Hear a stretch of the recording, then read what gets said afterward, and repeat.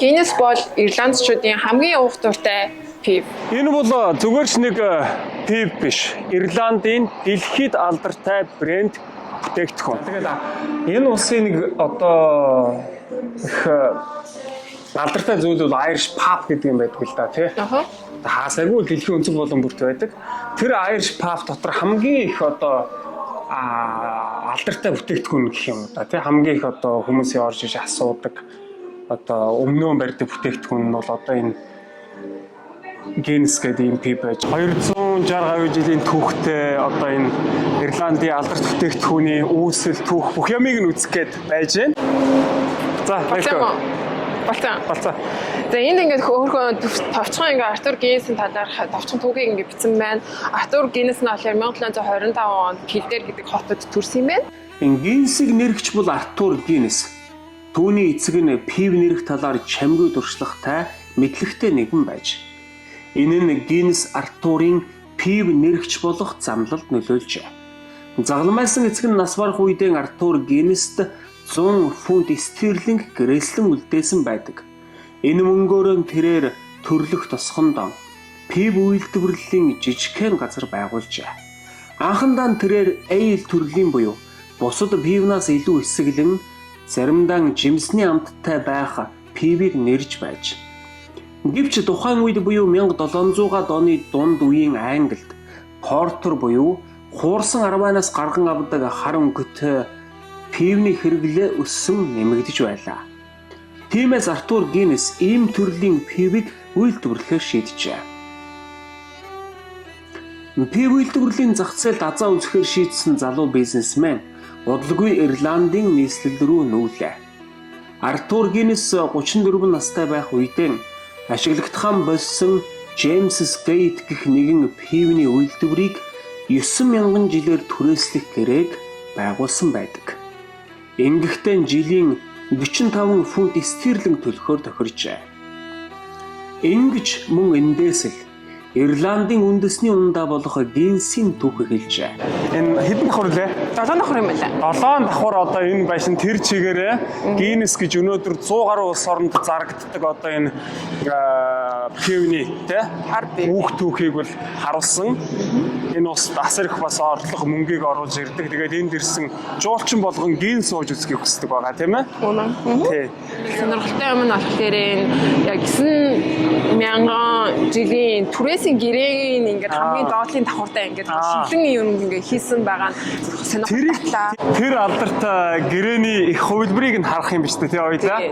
Тэгээд цаашаа үргэлжлүүлээд явна. За манай намаа өнөөдөр камер офс амар гоё яригдсан шүү. Let's go. 1877 он гэхэд Guinness компани өөрсдийн гэсэн төмөр замтай ачаа зөөврийн усан баригаттай болчихсон байлаа. Давлан хот дох аж үйлдвэрийн өөр нэгэн хот инхүү сүндрэлжээ. 1880 он гэхэд James Gate дэлхийн хамгийн том пив үйлдвэрлэгч болсон юм.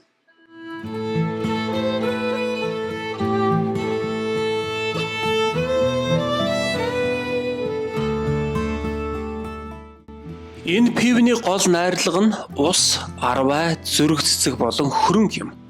Хуурсан болон боловсруулсан аль арвайг хэрэглэнэ.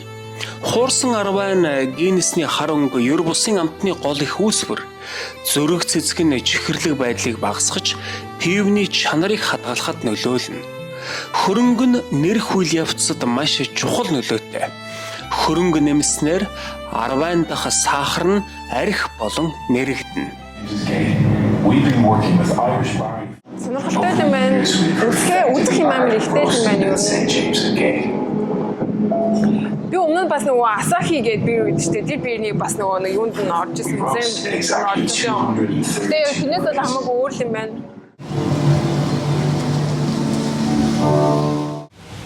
Өөр 95% ус гэж байна.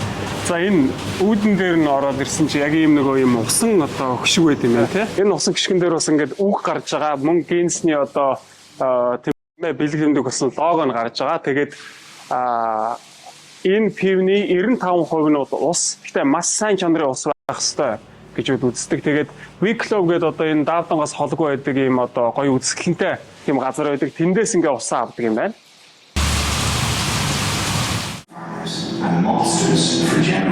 Айс энд гоё юм байна. Энэ амар гоё юм биш. Энэ ингээ үр тариа, үр будааны ингээд цааш юугаараа фрешэр байд юм байна. 0 градус. А тэгээд 190 градус ийм халуун хэмэнд болонгууд ийм болд юм байна. Дараа нь 225 градусын халуун хэмэнд ийм болд юм байна. Дараа нь 232 халуун градусын халуунд ийм хар өнгөтэй болчихсон юм байна. Тэгээд ингээд харангуйтай болоод тэгээд нөгөө бинсний чи өнгө бас яг тиймэрхүү болгоо. Хар өнгөтэй болоо. Тэгээд ийм нэг роостэд тийм амт хамдагдсан шүү дээ. Нэг бүлэгдсэн амтсан юм шиг. Тийм амтыг юу ингэж гаргах гэлсэн. Зөв. За энэ nitrogen gas гэдэг амар чухал юм заа байна маа. Энэ нэг азот үстэй тий. Гинс пивний хөөсөн зузаан илүү өтгөн харагддаг. Энэ нь азотын хийг ашигладагтай холбоотой. 1951 онд Английн математикч Майкл Аш Гинс компанид ажилд орж түүний ахалсан баг Гинс пивэнд азотын хийг ашиглах аргыг нэвтрүүлжээ. Азотын хий нь нүүрс төрөгчийн хийнээс илүү жижиг нягт хийм бөмбөлгүүдийг бий болгодог. Иймээс л жирийн аригтай харьцуулахад Гинсний толгой хэсэг нь илүү зузаан, өтгөн цөцгийлэг байдаг байна. Үүнээс гадна Майкл Аш Гинсийг задгаагаар буюу аяглан зарах боломжийг бий болгосон юм. Эл үйл явдал тус пивний хэрэглээг огцом нэмэгдүүлж дэлхийд танигдахад мөн нөлөөлжээ. Гинс ингээл гаднах энэ миний яг энэ аягнаасаа л одоо энэ бакалнаасаа л түүх нэхэлдэг гэж би боддог. Тэгээд энэ алдартай энэ лого байж байгаа.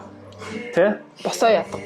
Босоо ятга байж байна. Тэгээ 1759 онд байгуулагдсан гэдэг ийм ятгатай. Ингээд талаас нь байна юм. Энэ талаас нь байна. Энэ талаас нь. Оо, буруу.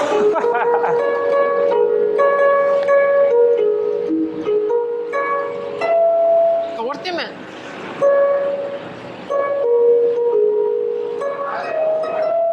Ингэж л тоглоод байдаг шүү дээ хүмүүс. Чи тэрийг За миний хөлөг хөгжим хэрвээ. За нэмээ Гинсний үйлдвэрээс гин сууж үзчихсэн шүү дээ. Харин тийм ээ. Happy байна уу? Ахуудаа гин сууж үзэж байна. Хотлоо. Өөрөө. It's very lucky you were only sipping on it, so make sure you always take a generous mouthful when you drink out. Энэ гэхдээ яг нөгөө нэг юунаас гаргадаг юу биш байгаа зү тий энэ нөгөө ийм тусдаа нэг юм бид шүү. Сая энэ залуу ингэж ярьж байна тий. Ер нь бол Гинс ингээд уухта одоо монголоор бол нөгөө нэг ингэж яаж уух гэдэг лээ ингээд нэг дөнгөж нөгөө багхаа нэг уух юм шээ. Амсах төдий. Тий ингээд шимж бол уугаад хэрэггүй уудгүй шүү гэж. Тий айлхоор харин сайхан бүтэн одоо ингээд тий одоо айлхоор том балгаад гэсэн үг. Бүр том чай шин тий. Тэгтээ нэг том балгаад уугаараа гэж зөвлөж байна. Хой. Бус бэрээс л өрмөц амстай тий. Тий.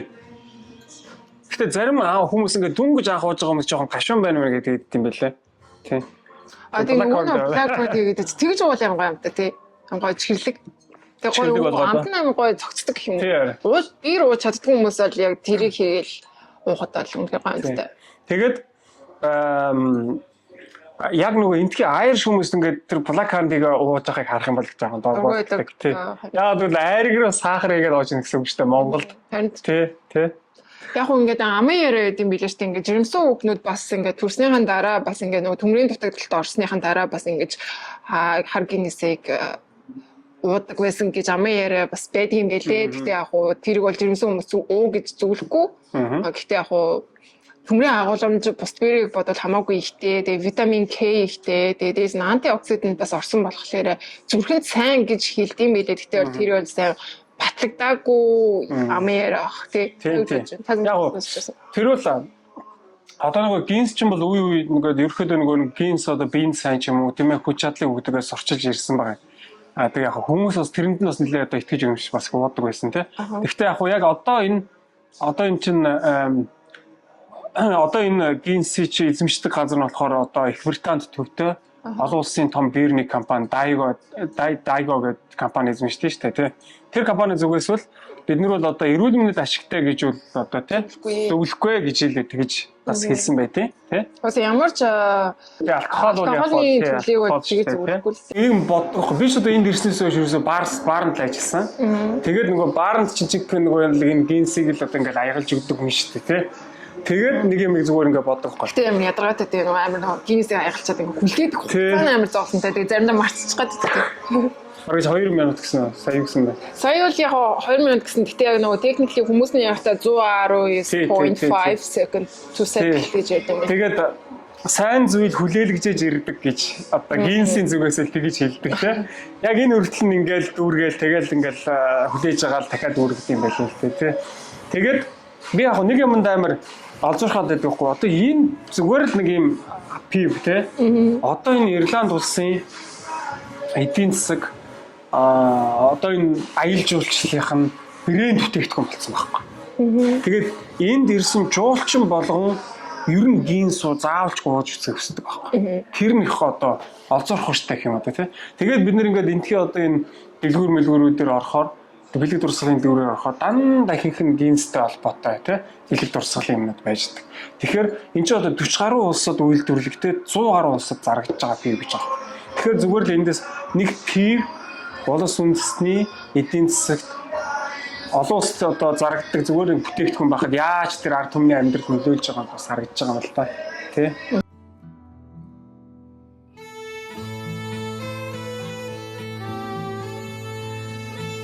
Дэлхийд дахны хэмжээнд өдөрт 10 сая гаруй задгай гинс пив зарагддаг байна. Жилдээ 1.8 тэрбум задгай пив зарагддаг гэсэн үг юм. 170 гаруй жилийн турш ерөөсөө нэг ч удаа сурчлагаа хийж байгаагүй гэж байгаа. Тэгээд сурчлагаа хийж хийсэн заяа. Тэгээд хамгийн гол нь энэ гинсийн сурчлага нэг ямар амар алдартай. Үргэлж нэг тийм одоо фан тийм нэг алай хошин занг агуулсан байдаг. Тэгээд дээрэс нь одоо гинс бол хүч чадлыг өгнө тийм ээ. Эрүүл мэндэд одоо ашигтай гэдэг ч юм уу. Тийм сурчлагааг хийдэг байсан гэж. Гинсийн сурчлагын гол одоо талбарууд байж гэн тэгээд аман дотор гинс орцсон гинс нэг пайнт гинс тавьсан байна. Тэгээд матар нь болохоор уйлаад тэгэнгүүтээ нөгөө хүн нь болохоор ингээ гинс авах гад. За сайн нэг жоохон гинс дүнгэж амссан байгаа. Тэгээд одоо жоохон хүч чадал өгсөн байх гэж бодож байна. Гинс for strict. Хөөе та тэрийг харсан мó? Тэрийг яг хараагүй шүү дээ. Яаж вэ? Яг ингэж алхаж байгаа. Гинс биш үү? Хөөе, дэлхийн ямар улс орнуудад хамгийн их зарагддаг вэ гэхээр шүү дээ. Одоо Ирланд, тийм ээ, Их Британь, тэгээд Африкт амар их зарагддаг. Тий. Тэгээд Нажиртай болохоор яг иймэрхүү сам автаа иймийн зардаг гэж байгаа байхгүй. Тий. Энэ юм шампань. Гэтэ харамсалтай нь одоогоор энэ компанид одоо ямар ч тий толгой хүмүүст одоо CEO-ийн ямар ч одоо тийм гинсийн одоо тий одоо юу одоо хамаарлалтай садан ч юм өөр хүүхдийн хөгжлөлт бизнесийн явуулдаггүй зөвхөн одоо хувьцааг нь эзэмшдэг гэж ярьдаг юм. Public company тий. Тэгэхээр энэ гэр бүлтэй холбоотой энэ Гинс Артур гэдэг хүн тэгээд энэ хүний гэр бүлтэй холбоотой нэг юм надад бол их гоё санагдсан. Тэр нь юу вэ гэхээр асар их одоо даавлын хотыг хөгжүүлэхэд ч юм уу тий. Даавланд амьдарч ирсэн жоохон буурай иргэдийг одоо харж үзэхэд те асар их мөнгө төгрөг оруулж исэн хүмүүс байт юм байлээ. Тэргээрээ бүр алдартай юм байлээ. Тэр нь бас их гоё. Артур Гинс болон түүний хүү Ачзээ нар хандив өгөөмөр зангаараа олонний хүндлэл хүлээсэн хүмүүс байлаа. Тухайлбал Артур Гинсийн ач хүү Бенжамин Ли Гинс Даблан хот дахь түүхт сүмүүд болон номын санг сэргээн засварлахад ихээхэн хөрөнгө хандивлаж байж. Түүний хүү Эдвард Гинс Даблан төдийгүй Лондон хотод ядуу буурай иргэдийг орон байраар хангах санг байгуулж нийтийн орон сууцны хорооллуудыг бариулж байв. Даблан хотын төвд байрлах Стефенс Грин парк зөвхөн баячуудын газар л байлаа. Гинсийн гэр бүл энэ паркийг худалдан авч Даблан хотын зөвлөлд хандивласнаар энэхүү ногоон паркт зочлох боломж хүн бүрийн өмнө нэгджээ. Одоо энэ гэр бүл ингээ хөрөнгөчөөд чадал тэнхээтэй болцоод эргээд улс нийгмээ ард түмнээ тийм ээ амьдарч буй хотоо орчин тойрноо хөгжүүлэхэд яаж нөлөөлж эргээр ингэж тус нэмэр болдгийг харж болох юм а гэж. Хэрвээ манай Монголд ч гэсэн бас бид нар хүч чадалтай хүмүүс ч гэсэн тодорхой хэмжээнд бас эргээд нийгэмдээ заавалчгүй ингэж хувь нэмэр оруулах юм бол ганц хүний хөгжил биш те ганц хүний ашиг сонирхол биш гол нь улс нийгмийн нийтийн тийм одоо хөгжих боломж нь бас ийм юмд байдсан биш үү гэдэг юм би бас жоохон дотроо бодож эргэцүүлж үзсэн юм аа. Тэрийг бас хуваалцаж байгаа. Ингээ дээрээс нь ер нь харж байгаа юм байна. Бус хотуудад ингээд очингууд оо за тавар дээр нь гараад дээдлээс нь гоо ситиг нь харъя л даа гэж тэгж ирдэгсэн болвол Дублинд л тэгж байгаагүй тэгээ ингээд олон жилийн дараа ингээд дээрээс нь харахад яг вэ боломжтой. Яг вэ боломжтой. Өөдөө нөгөө нэг юм өндөр барилгагүй болохоор ингээд нэг тийм сүртэй нэг харагдаад байгаа юм байна. Тэгээ ганц спайрыг бол харчих юм байна. Хамгийн онцлог гэвэл яагаад ингэж хар өнгөтэй юм бүтцтэй бэр босныг мэдэж авахд надад хамгийн онцлог санагдлаа. Тэгээ бас дээрээс нь хамгийн өндөрт байдаг тэр топ флор амар дайггүй санагдлаа. Бас Дублингаас тэр чигтээ 24 ингээ 360 градус харах бас боломжтой байдаг юм байна. Бас хөөрхөн болцохоор бас спот байхад бас дайггүй санагдлаа. Та яг одоо уужимцэг нэтийг үзэж байна.